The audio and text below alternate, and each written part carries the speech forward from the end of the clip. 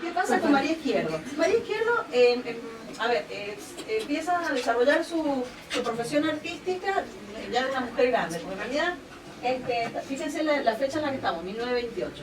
¿Qué pasa con María Izquierdo? María Izquierdo se casa, tiene hijos, normal, lo que se esperaba que una mujer hiciera en esa época, pero acontece un episodio inusual para la época y en México, que es que esta mujer se separa y se va con sus hijos a realizar otra vida, y eso es como, era una cosa bastante revolucionaria para el periodo. Una mujer decidiera, decidiera separarse y todas esas cosas. Entonces María Izquierdo se separa y a partir de allí ella empieza a tener más contacto con el mundo artístico. Creo que empieza a tener una relación amorosa con Rufino Tamayo, que es un muralista. ¿A vos tenés datos de María Izquierdo? No, ese dato no tengo, pero no por te Rufino la Tamayo. lengua hasta acá. No, pero por Rufino Tamayo no tengo. Claro. No por María Izquierdo. Bueno, claro, es pareja de Rufino Tamayo, que esto no es un dato menor, porque Rufino Tamayo es uno de los muralistas mexicanos. ¿Qué les podría decir? Que se abre un poco de lo que se es la abre, escuela dura del muralismo. Que fue la dura, claro, que es Siqueiros, Orozco Rivera y Rivera. Orozco. Y fue tanto esta cosa del genio artista como Rafael, Miguel Ángel y Leonardo da Vinci, que el resto de los muralistas pareciera ser que no existió. Y eso que Rufino Tamayo incluso a veces puede ser mucho más creativo. ¿Pero por qué razón? Porque este grupo de artistas, digamos, estos duros, estos tres núcleos duros del muralismo, ya insertan en México, para la misma fecha, 1922, una recuperación de las tradiciones populares, que es lo mismo que decía Ana cuando hablaba de Frida Kahlo. A raíz del trabajo que hicieron estos primeros artistas del núcleo duro, que recuperan la tradición popular mexicana y hacen que el arte se vuelva culto, ¿sí? Entonces recuperar para lo que sería el arte legitimado socialmente, la tradición popular de México era algo por lo menos inusual. ¿Sí? Entonces, este grupo núcleo duro lo hace, pero después quienes lo explotan a mansalva va a ser Rufino Tamayo y Frida Kahlo, sí. Esta cuestión de la inserción de la cultura popular en su obra. Entonces, bueno, así María Izquierdo se pone en contacto con este universo, digamos, más moderno, y entonces ella empieza a desarrollar una obra de características modernas, si se quiere, o sea, que rompen con el canon clasicista de la academia, que acá se ve en las proporciones, ¿sí? Bueno, se llama Retrato de Belén, fíjense que es un retrato, pero en función de cómo hemos estado viendo estas modernidades, estas mujeres que vienen a romper y a proponer cosas novedosas dentro del arte, en consonancia con lo que está pasando en la vanguardia europea, podemos observar que hay síntesis formal, desproporción expresiva, hay una serie de elementos, rebatimiento, claro. Eso me sale hermoso. Claro, vamos que está así, ¿sí? No está hecha con la perspectiva monofocal, que debería fugar así, el jarrón achicarse y estar en consonancia con un punto de fuga, sino que directamente lo levanta, lo arrebate, como dice Ana, y entonces aparecen todos esos elementos. Hay una clara intencionalidad de proporción, o sea, expresiva, se vuelve a decir. Una cosa, dice, me acuerdo yo grabado, una cosa es deformar, me dicen, y la otra es estilizar. Sí. Me dijeron eso y no volví más grabado. Con bien que hiciste, porque es una barrabasada, pero no vamos a ver de eso. Pero me llamaron y abandoné y volví después cuando ya me había recibido esto en el arte. Bueno, qué humillación. Terrible, terrible. Claro, si está en segundo año. Esa persona no conocía a María Izquierdo. Bueno, entonces, fíjense que, a ver, a mí lo que me interesa que veamos en toda esta cuestión de la producción de las mujeres, que ya habíamos empezado a trabajar en el otro Power, cuando estábamos mirando, digamos, la producción y un poquito más datos de las mujeres europeas, que esto que se pensó, que las mujeres tenían una sensibilidad particular, que eran más, ¿cómo que les puedo decir?, sentimentales, y que se les asignaban temas específicos, esto es mentira. Todo eso es una construcción. Entonces, ¿qué dicen? Yo traje podría haber, miren, a ver, cuesta elegir porque hay mucho. Y más para Arte Mendoza. Uno se podría cansar. No te cansás, no te podrías cansar. Entonces, yo lo que traté de seleccionar son distintas formas de representar distintos temas para que vean que eso no es cierto. Las mujeres pueden representar lo que quieran, cuando quieran, como quieran. No hay temas que les son vedados, no hay formas que les son vedadas. Eso es una construcción discursiva, no es real. ¿Sí? Entonces, eso es un poco lo que les estoy mostrando, porque si esto dijera acá, en vez de María Izquierdo, dijera Rufino Tamayo, ¿qué diferencia habría? ¿Qué podríamos decir? Ah, no, lo hizo un hombre, lo hizo una mujer. No se trata de eso. Por supuesto que hay mundos individuales que se vuelcan en las imágenes y que hay formas de atravesar el mundo que son particulares, individuales, que tienen que ver con una sensibilidad. Pero eso es en los hombres y en las mujeres, por eso somos individuos, uno distinto del otro, ¿sí? Pero no es que por género se pueda separar, porque entonces nosotros ¿qué hacemos con lo que se entiende teóricamente la dimensión queer? ¿Y qué hacemos? O el colectivo LGBT, tiritití, que sigue, que a veces vuelve más largo la sigla. ¿Qué hacemos? Porque eso también lo tenemos que ver. Vamos a ver, mira, ahora que lo estoy diciendo, la terminemos con esto, vamos a ver antes queer. Entonces, ¿qué estaría significando? Que si sos gay, si sos lesbiana, si sos no binario, si sos no sé qué, vas a producir imágenes distintas de hombre y de mujer. Esas son construcciones, son mentiras. Entonces, esto lo tenemos que tener en cuenta, ¿sí? Por supuesto que hay algunas distinciones, pero que son de individuos, no de colectivos, o de mujeres, o del colectivo hombre, colectivo mujeres, o colectivo queer, o LGBT, porque queer también incluye los feministas, o el colectivo LGBT. O sea, los temas son indiferentes, la factura es indiferente. Por ejemplo, un caso de artista de los 90 bastante conocido, Feliciano Centurión. Porteño, que se tiene que haber muerto a principios del 2000 y algo, tenía SIDA, era gay, y estuvo internado un montón de tiempo haciendo los tratamientos. Entonces, ¿qué hacía? Él bordaba las almohadas, cosas, pero eso no es porque, a ver, es propio de las condiciones en las que estaban. Él toma esa decisión, podría haber dibujado como ha dibujado, pero es indistinto, ¿se entiende? Es que tenés a mano, cómo lo podés resolver, qué sensibilidad tenés en ese momento para desplegar en función del contexto adverso. O sea, es muy difícil pensar que hay temas para mujeres, temas para hombres, formas. No, eso es algo, un constructo que hay que deconstruir también. Bueno, este mismo caso, María Izquierdo. Esta no es una obra ni de un hombre, ni de una mujer, ni de un colectivo LGBT. Es una obra, ¿sí? Tan parecidas a las de Antonio Berni, tan parecidas a la obra surrealista. María Izquierdo, La Raqueta, 1938. Hay una cosa que no le estoy diciendo, que vamos a ver que el mayor grupo de artistas que estamos viendo de América Latina son la mayoría surrealistas. Y eso es muy llamativo, porque esa impronta que las mujeres desarrollaron una dimensión surrealista acá en Argentina, con un grupo grande de obras y muchas mujeres, es bastante llamativo. Obviamente que también hubieron surrealismo masculino, eso no, pero digo, es muy llamativo cómo el surrealismo ha posibilitado a estas mujeres desplegar ciertos mundos que les han permitido hablar de sus propias realidades, ¿sí? Y eso es muy interesante, sobre todo en el caso de Frida Kahlo, ¿sí? Que la obra es muy autorreferencial y es surrealista, ¿sí? En el caso de Frida Kahlo en particular, al mezclarse con la cuestión de los exvotos, en las imágenes de los exvotos católicos, van a ver que hay imágenes surrealistas. O sea, la categoría surrealista es una categoría que pone el arte de vanguardia en Occidente para comprender un tipo de arte. Pero no quiere decir que antes de la categoría surrealista, en el universo de las imágenes, no existieran imágenes que tuvieran esas categorías sintácticas. O sea, el Bosco, por ejemplo... El Jardín de las Delicias. Claro, toda la parte de abajo... ¿Ustedes ya están viendo románico o no? No, todavía. No, si está... Bueno, en el arte románico que van a ver el año que viene, en toda la parte de los infiernos de abajo, que se representan los infiernos, van a ver que hay imágenes que son dignas del imaginero surrealista. Exactamente. ¿Alguien sabe qué es el surrealismo en pintura o en literatura? Se lo relaciona con lo lírico. Exactamente. Exactamente. Porque digo yo el surrealismo, nadie sabe qué es el surrealismo. El surrealismo es un movimiento de vanguardia que surge en el año 1900. Sí. No, que recuerdo haber leído que varios surrealistas como Dalí, Muy bien. iban a México a estudiar el surrealismo en base a los aztecas, que ellos, bueno, quizá cultura claro. mesoamericana que también. Por eso el surrealismo fue tan importante en Argentina, porque estuvo Antonina, o sea, la literatura surrealista Antonina Artaud, que era hipersurrealista, estuvo en América Latina. Bataille, Dios quisiera, no sé si Bataille llegó, pero sí llegaron los textos de él acá, que digamos que es un surrealismo desde lo discursivo, mucho más interesante que lo que planteó André Breton, que es casi, le diría yo, el mentor del surrealismo europeo. ¿Ya les digo eso? El uso de la escritura automática. Sí.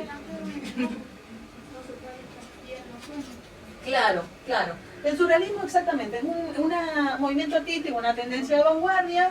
Vanguardia es cuando se abandona la tradición, o se pone en cuestión, no se abandona, pero se pone en cuestión la tradición, sobre todo la tradición clasicista, renacentista, de la mimesis, que esto ya se lo expliqué, y entonces se buscan otras respuestas para realizar las producciones artísticas en consonancia con la nueva sensibilidad de época, que era en principio del siglo XX, había máquina, había 1500 ideologías políticas, había un montón de luchas de todo tipo, entonces los artistas observan que ya el sistema de representación que estaban utilizando no alcanza para dar cuenta de todo lo que por ahí querían experimentar. Algunos lo recuperan, como en el caso de la pintura metafísica recupera el clasicismo, y otros van haciendo otras experiencias de las que van a surgir el cubismo, el expresionismo, el fauvismo, el surrealismo, el dadaísmo y nada más. Y guerra mundial. Y guerra mundial. Y guerra mundial. El surrealismo en el año 1924, cuando André Breton publica el Manifiesto Surrealista. Ese es el primer manifiesto que se toma, que él habla del automatismo psíquico. ¿Alguien habló? ¿Alguien de la escritura automática. Claro, que esas eran las formas de que, ¿cómo les podría decir? Que el inconsciente salga para afuera, ¿sí? La escritura automática. Entonces, André Breton...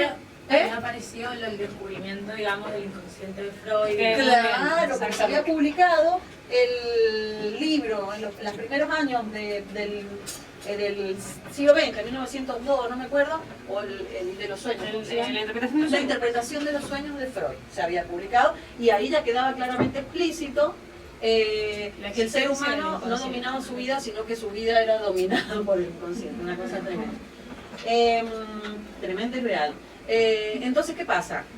En vista de estos nuevos aportes que van surgiendo, o sea, cuando se empieza la modernidad más fuerte, que va a ser en el siglo XX, se habla de los filósofos de la sospecha. ¿Alguien lo ha escuchado?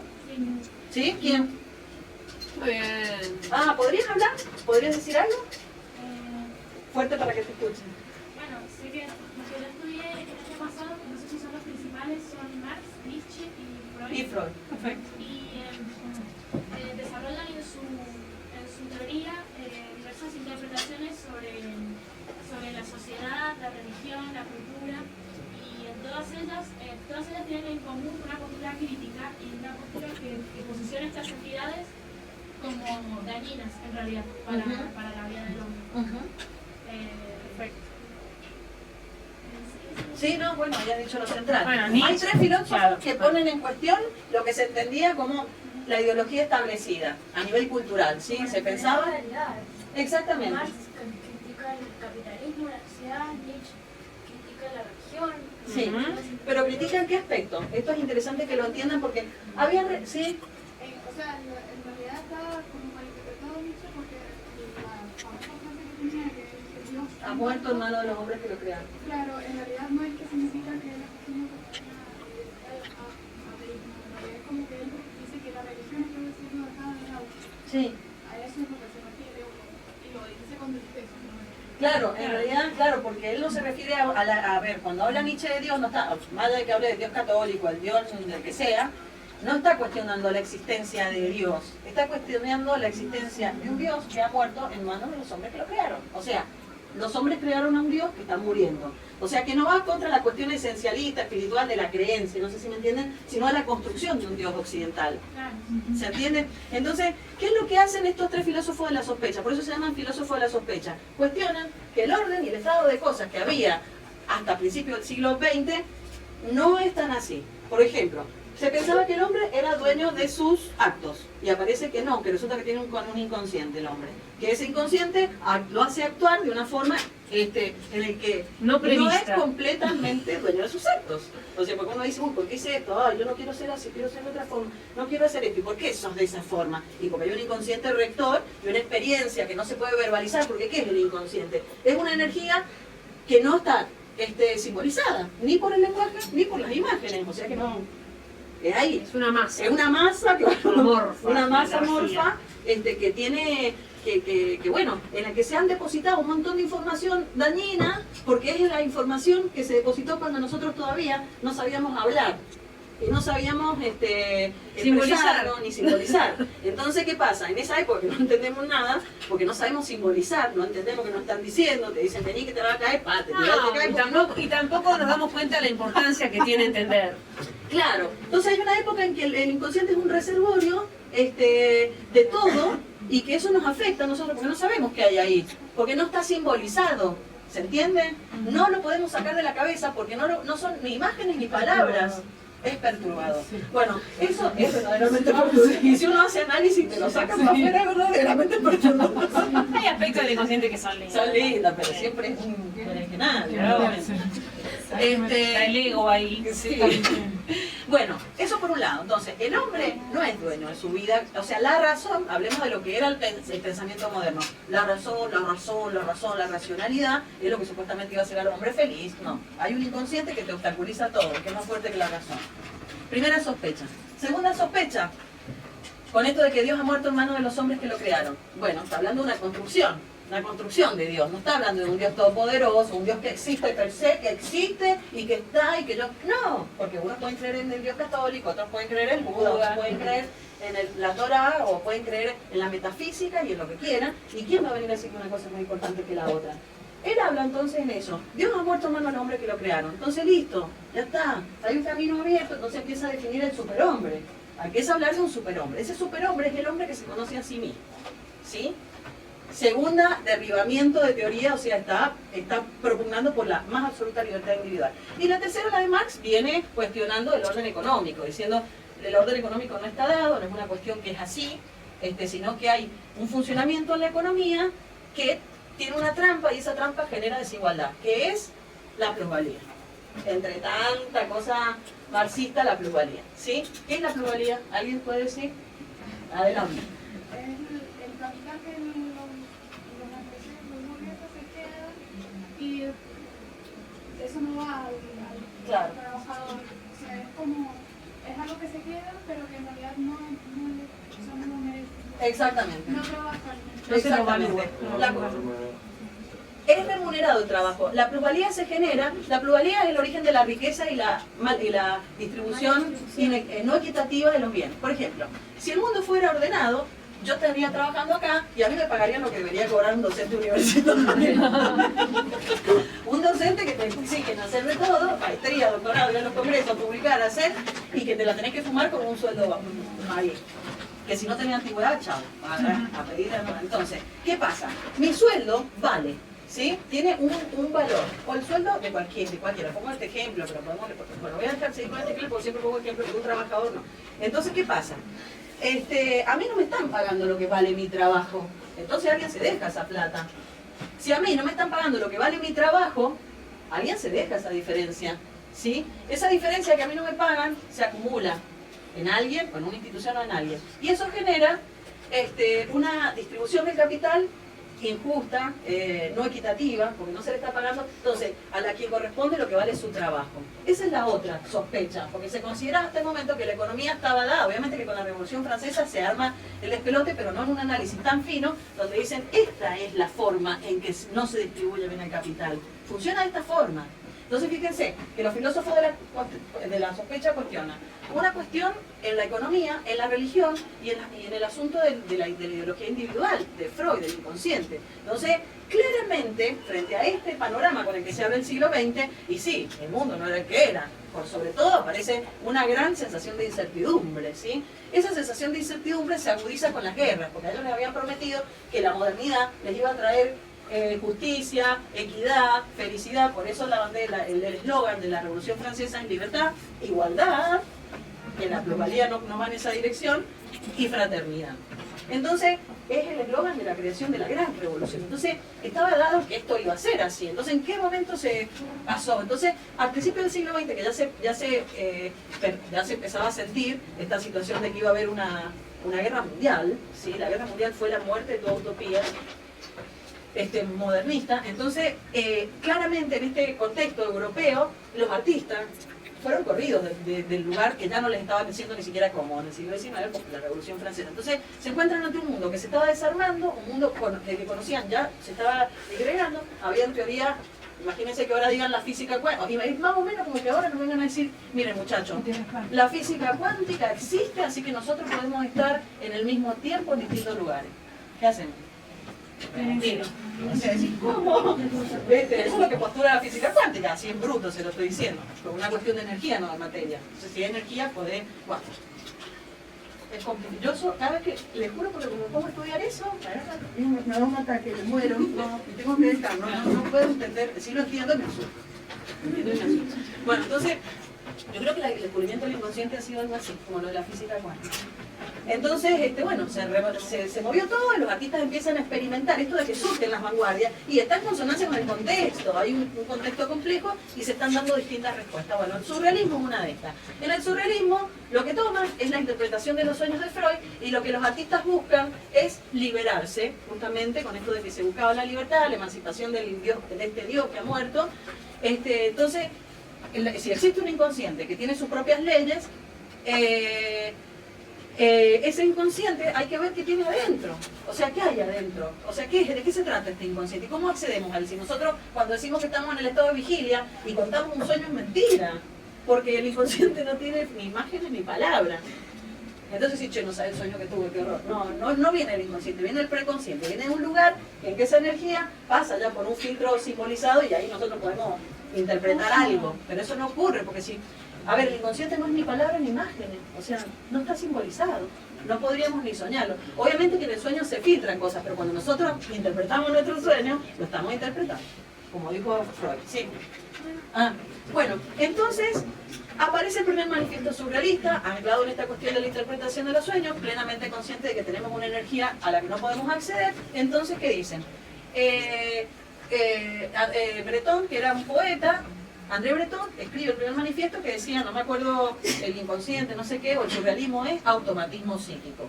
¿Qué era el automatismo psíquico? Era implementar distintas herramientas a partir de las cuales podamos liberar el inconsciente. Ahí aparece lo que ella decía de la escritura automática, es decir, vos te despertás medio tarambana, y así como te levantás medio tonto, tenías que ponerte a escribir lo que te saliera, que todavía no estuviera atravesado por la razón pura y dura, ¿sí? Entonces esa era una manera de liberar el inconsciente. La otra era lo mismo que la escritura automática, o sea, levantarte ahí medio en la vigilia o también entonado con alguna sustancia. sustancia. Con muchas sustancias. Una vez los surrealistas creo que se drogaron más y se querían suicidar. No sé quién los frenó, se iban a suicidar. Sí. Cuando leí eso, Un poquito más adelante se empezó a hablar de estado alterado de conciencia. El estado alterado de conciencia se puede lograr con diferentes grados de toxicidad química o no, o psíquica. Entonces, o espiritual, por eso digo psíquica. Claro. Uno puede estar creyendo, como decía Nietzsche, o meditando. ¿no? O meditando. Entonces, los estados alterados de conciencia y el surrealismo, como Nietzsche, miró a Oriente y miró a las culturas no modernas, por ejemplo, nombraban a México ustedes, todos los pueblos prehispánicos, y descubrieron que son pueblos que están mucho menos disociados que la sociedad occidental. Para ellos, lo que Occidente llama un estado alterado de conciencia es parte de la actividad cultural. Claro. Lo tiene asimilado a la cultura. Un rezo masivo de una cultura oriental donde están estos que dan vueltas sobre sí mismos, los derviches, por ejemplo. Los derviches empiezan a bailar en redondo, y llega un punto otra que te marea, te vas. Entonces, eso es parte de un ritual religioso que está estipulado desde hace muchísimo tiempo y que está naturalizado en esa cultura. Sí, y igual que los mantras, lo que hablamos de los mantras, eso de repetir, rítmicamente, te vas a Chapalmalal. Entonces, eso es lo que los surrealistas empezaron a explorar también. Claro. Por eso, una vez en Madrid, porque lo que tomaban, ¿absenta vos tomado? No. Una huevada que es más fuerte, parece Sí, pero dicen que es muy buena probada, muy fuerte. Es como un hardy.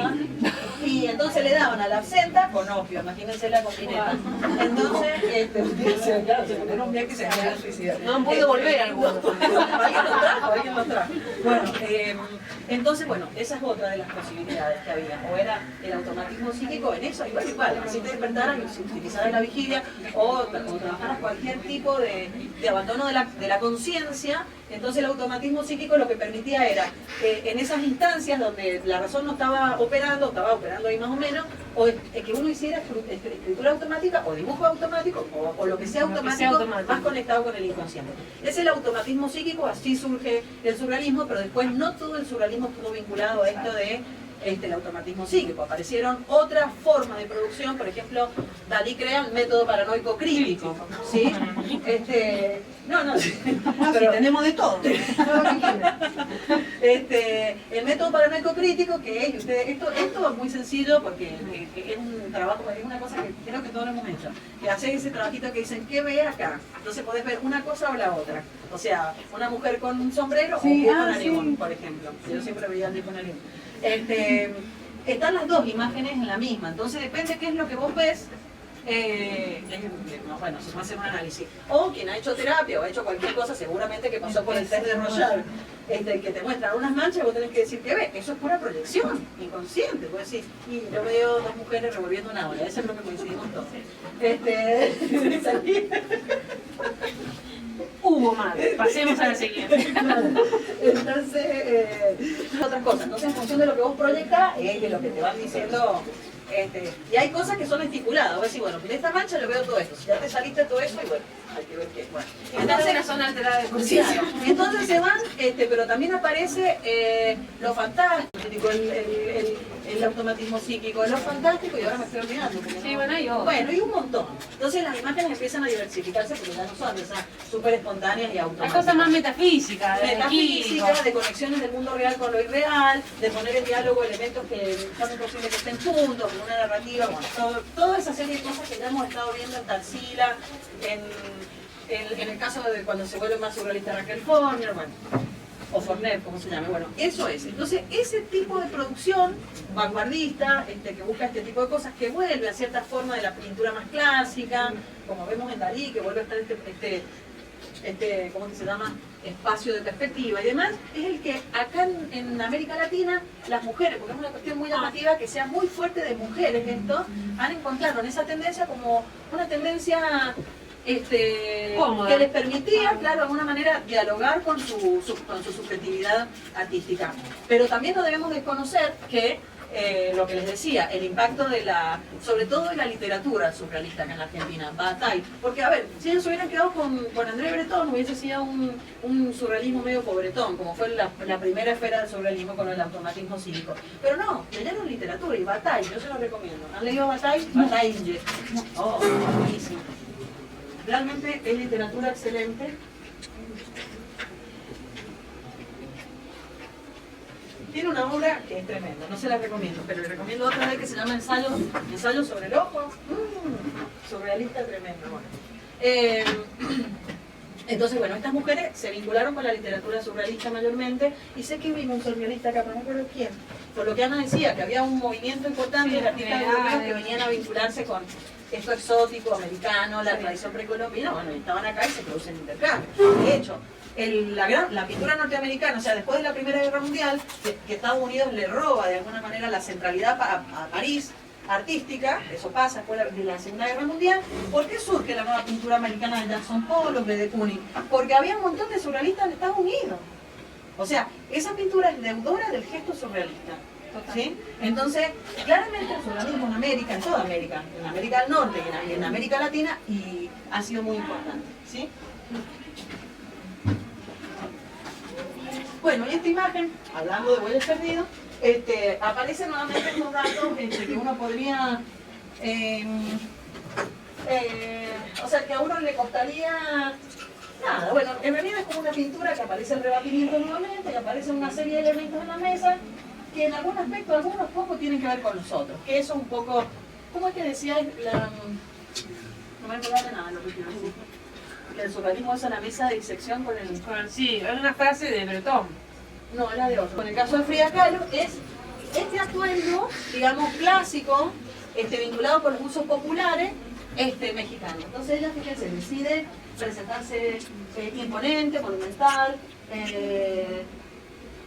muy al estilo de Frida Kahlo. Obviamente que con la fecha y todo hay un diálogo, debe haber un intercambio y una influencia, entonces ella aparece sentada en un paisaje muy explotado, ¿sí? Fíjense que el paisaje apenas poco y nada de referencia, y aparece ese caballo, que medio verdad, medio mentira, Los caballos blancos de Leonora Carrington. Hay toda una historia con los caballos blancos. Yo no la sé muy bien. Ah, yo no tengo Pero tiene que ver con el mundo onírico y toda una interpretación que Carrington hace. de Leonora Carrington. Así que fíjense que Leonora Carrington también está dando cuenta en estas relaciones que se van como intercambiando información dentro de este surrealismo. Muy bien, María Izquierdo, sabiendo que no, o sea, que empezó tarde, empezó muy linda la obra de María Izquierdo. Ahí está, ¿ves? Otra vez, el caballo blanco. Bueno, esta obra también, fíjense, que es una obra simple para pensarla surrealista, porque miren, bueno, hay un paisaje grande, la línea horizontal está baja, así que no es que te aparece como esa forma media llamativa, hay una cuestión de desproporción llamativa, ¿vieron? No hay relación entre el tamaño del árbol y la casa que casi está enfrente un poquito más allá. O sea, no podría ser de ese tamaño o una cosa o la otra. Y bueno, y el caballito pasa lo mismo con la casa, pero fíjense además que a mí lo que me llamó mucho la atención de esta imagen, se llama la soga, aparece una soga colgando de ahorque en el árbol. O sea, soga colgando de ahorque, arbolazo, caballito, casita, o sea, hay una cosa que no... Hay una historia atrás así como perturbadora. Es que el surrealismo tiene mucho perturbador, seguramente. Tiene mucho perturbador. Entonces, fíjense que acá esta cuestión más surreal no está dada tanta por los elementos que ella suma, sino por el tamaño.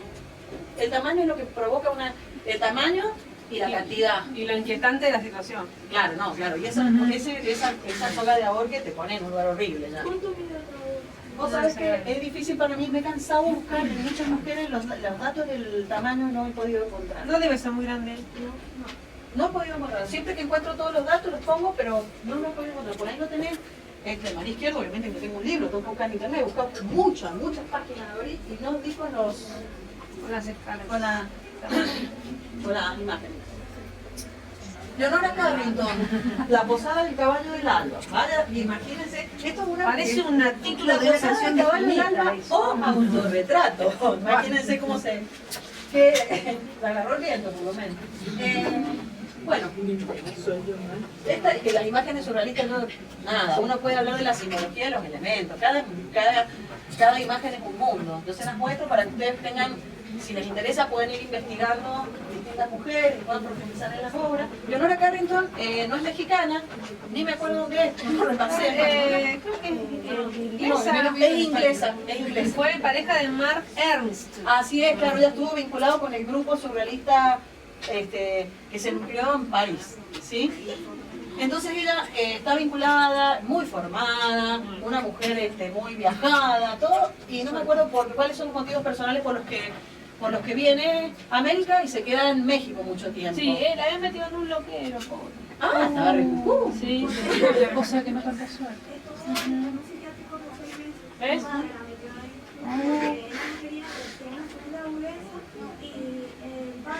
Ella no quería, por eso la obra es. Entonces, el padre la toma como loca, no quiere ser artista y no quiere ser parte de la por eso querer ser artista. Claro. Qué fuerte. Me había olvidado. Una interpretación. A París. México. A París se va a México. De madera. Su departamento, de ella misma, tenía, y vivió casi 12 años. Ah, bien.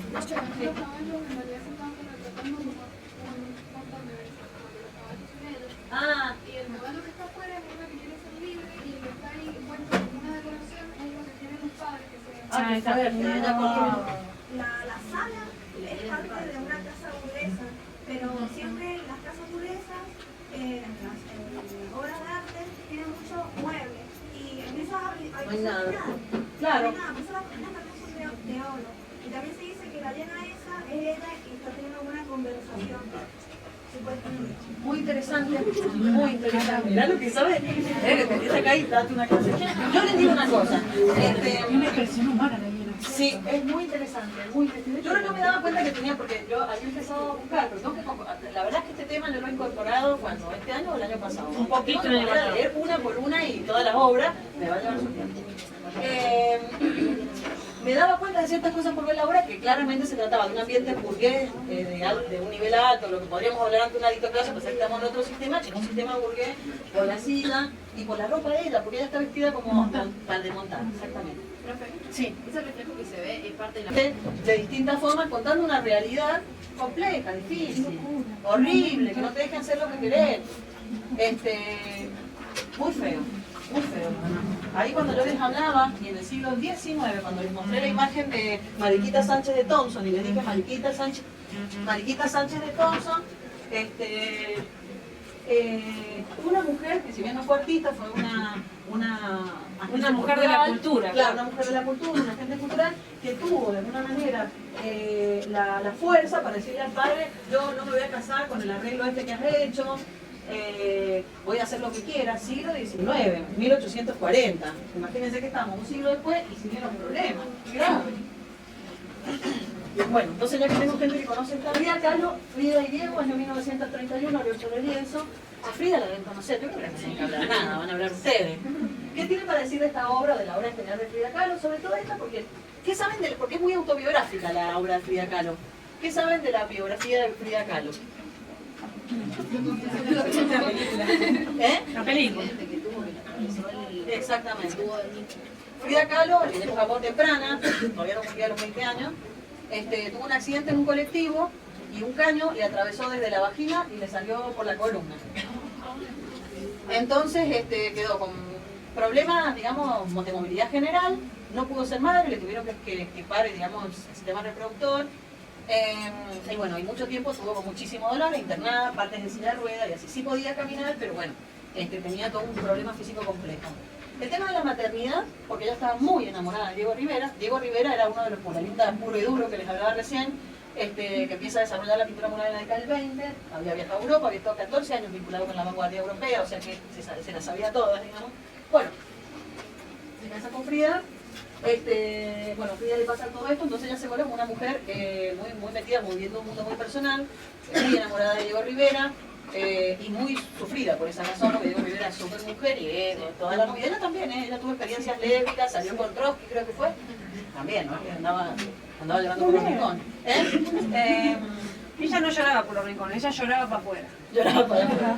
Pero el gran llanto siempre estuvo muy vinculado con el amor de pareja y con la dificultad que tuvo para ser madre, ¿sí? Ella empezó a realizar una obra muy importante, pero imagínense que a la sombra de Diego Rivera, en un momento que las mujeres les daba igual, o sea, no. Y esa obra donde ella recupera mucho de la tradición popular y surrealista, y no, Frida Kahlo fue recuperada como artista importante mucho tiempo después. Mucho tiempo después. Entonces, Frida, fíjense que, a ver, analicen esta obra que es fácil. Re chiquitita se representa al lado de un grande. Primera cosa importante para destacar de cómo ella se veía al lado, cómo ella se veía a sí misma. Sí. Y Diego tiene la brocha y todo eso. Y ella no. Ella le tiene la mano. O sea, está muy claro, él es el pintor y ella es la mujer del pintor. Él tiene un tamaño que si bien Diego Rivera era grandote, acá Frida Kahlo se representa muy diminuta, claro, como en el lugar como estaba, como le dieron, el lugar que se le asignó en ese momento. Hoy por hoy consideramos obviamente que por fuera de lo que fue el muralismo mexicano, que tiene un valor invaluable, valga la redundancia, yo diría que Frida Kahlo atraviesa un desafío mucho más grande como artista que su marido y resuelve problemas mucho más complejos desde la pura subjetividad que Diego Rivera. Yo considero que Frida Kahlo es una gran, verdadera artista. Bueno, entonces Diego Rivera se representa ahí una cosa de parecidos reales con las imágenes. Aparecen estos elementos que son muy de la pintura colonial, del periodo de la colonia acá en América, que aparecían esas cintas donde contaban algo, que era muy del tipo del exvoto. Una cinta que aparece, que el exvoto es medio otra cosa, pero ahí que cuenta algo que ella quiere decir además de la pintura. Eso de la tradición colonial, acá, pero que no era de la herencia española, sino que aparece de esta mezcla que decía Ana, entre lo nativo americano y la colonia, esta síntesis, el sincretismo, mestizaje que se produce, en el que comienzan a aparecer imágenes en que hay donde se fusiona de alguna manera lo propio con lo ajeno. Entonces, esto vendría haciendo. Frida Kahlo, en muchísimas de sus obras se va a representar, como hizo María Izquierdo, pero esto fue muy notorio en la obra de Frida Kahlo, representada con los atuendos populares de México. Esto, igual que el tocado, las trencitas, siempre va a aparecer con las cejas, se va a pintar los bigotes, se va a representar con la sombra del bigote que debe haber tenido. Nosotros nos tenemos que estar retirando todo el tiempo, no, pero era alguna práctica muy usual en las mujeres, que no se quedaran con el bigote. Y bueno, y las cejas juntas también. Entonces, como que ella se está representando muy auténtica todo el tiempo, tiene un nivel de autenticidad ella con sus representaciones que es bastante llamativo. Entonces ahí el pintor es él, la obra la hace ella, pero el pintor es él. También en el momento de su vida que lo pinta, que ahí no no se veía como artista. Al lado de él. Sí, claro, pero por supuesto, si no era reconocida como tal. O sea, mucho tiempo las mujeres produjeron obras sin saber que eran artistas. Frida Kahlo, las dos Fridas, 1939. El tamaño. El tamaño, 67 por 67. Yo creo que es más grande. ¿Dónde viste eso? La saqué de, no me acuerdo, de algún lugar de internet que estaba en los datos. Parece que es más grande. ¿Sí? Yo la vi esa obra. No. Eso es 67. No, eso casi un metro. 67. ¿Cuentas hasta acá? Por ahí. No, Sí, es realmente. así, es más grande. Bueno. ¿Saben por qué le llama la atención? Porque yo esa obra la vi y lo que tiene impactante es que es un poco más chico que natural. Es como si fuesen dos nenitas en escala, ¿me entienden? ¿Viste que yo le hago la diferenciación entre escala y tamaño? Es llamativo, porque son como dos muñecotas. Ajá. Sí, un poco, casi el tamaño de la proyección igual. Ajá, o sea que es casi tamaño natural. Un poco más chico. Más chico. Bueno, acá aparecen estas dos mujeres, fíjense también peinadas así, el vestido cambia, y se representa dos veces ella, ¿sí? ¿Qué nos estaría diciendo? ¿Qué nos dicen estas dos Fridas? Las que han mirado la obra. Hay una mujer que ama, que es la de la derecha a usted, que tiene el corazón intacto, ¿sí? ¿Qué tiene en la mano? Yo solo tengo menos. No, es de cirugía. ¿Del otro lado qué tiene? No me acuerdo, un bichito, ¿eh? No sé, no veo que tiene, no me alcanzo ni a descifrar. En la primera no tiene noticias de esa. Sí, la primera son de cirugía. Y en la otra no sé. Debe ser una, puede ser un poco de pintura, puede ser un alfeñique, un muñequito de esos tradicionales, no sé. Puede ser un poco de pintura, ¿eh? No sé, no veo qué es, no veo diferencia. Fíjense cómo está vestida la tijera. Creo que no puede ser el cosito del hilo. El uso del hilo puede ser, no sé. Puede ser.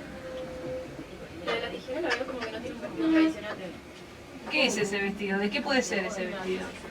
Y ese peinado de alto. Sí, eso sí. Claro, Pero no sé si Por eso está eso para casarse. tan, sí. por eso está tan herida. Por eso Claro. está tan herida, tan lastimada. Ella está en una situación, está representando una situación de desamor. Fíjense que hay una Frida que tiene su corazón intacto, ¿sí? Y hay una Frida que tiene su corazón lastimado y le bombea acá en ese vestido blanco de casamiento. Que incluso fíjense cómo va marchando hacia abajo, que también compromete de alguna manera en la parte como cuando uno tiene una pérdida, que manchas la ropa, o sea, hay muchos niveles de lectura en estas obras, ¿sí? Pero además están conectadas, fíjense que incluso los corazones están conectados, pareciera ser que como que le trata de dar vida a ven que hay Está desdoblada ella una, misma. está muy desdoblada, una mujer que supo estar completa, que supo estar feliz con un corazón más sano, digamos, y una mujer que está claramente hablando del amor. El tema es que el gran tema de Frida Kahlo es el amor por Diego Rivera y la frustración por no poder tener hijos y el dolor general del cuerpo. Esos son los tres grandes temas que van a estar atravesando su obra, todos imbuidos por la cultura popular mexicana. Muy autorreferencial su obra, muy honesta también en cuanto a muy vinculada con sus sentimientos, y claramente podríamos hablar que se trata nuevamente de esta forma de surrealismo en América Latina, ¿sí? Entonces la obra de Frida es fuertísima. ¿Vos viste? Sí. Che, iba por toda la